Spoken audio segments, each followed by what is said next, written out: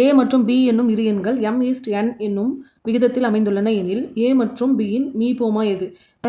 A/B = m/n.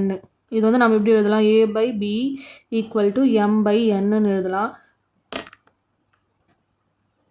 இப்போ A = m, B = n. இதை நாம் எப்படி எடுத்துக்கலாம்னா A = mxன்னு எடுத்துப்போம், B = nxன்னு எடுத்துப்போம். இப்போ இதுக்கு வந்து எல்சிஎம் தானே கேட்டிருக்காங்க. A, B இன் எல்சிஎம் ஆஃப் A, B. இப்போது ஏக்கு நாம் என்ன எடுத்துருக்கோம்? எல்சிஎம் ஆஃப் ஏவோட வேல்யூ mx, B nxன்னு எடுத்துருக்கோமா? இதுக்கு எல்சிஎம் எடுத்தால் என்ன வரும்? mn ரெண்டுத்துலேயும் இருக்குது, mn. எக்ஸ்ன்றது வந்து ரெண்டுத்துலேயும் காமனாக இருக்கா, அப்போ ஒரு எக்ஸ் எடுத்துப்போம். இப்போது mnx.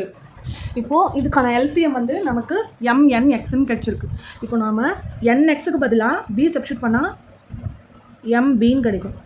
ஆர் ma x எடுத்துகிட்டு அதுக்கு பதிலாக a சப்ஸ்டியூட் பண்ணால் என்ன கிடைக்கும்? NAன்னு கிடைக்கும். ஆப்ஷனில் எப்படி கொடுத்துருக்காங்களோ அதுக்கேற்ற மாதிரி நம்ம எழுதணும். இப்போ இதில் வந்து NA இல்லை, MB தான் இருக்குது. அதனால் ஆப்ஷன் சி. ஆன்சர் வந்து ஆப்ஷன் சி, MB.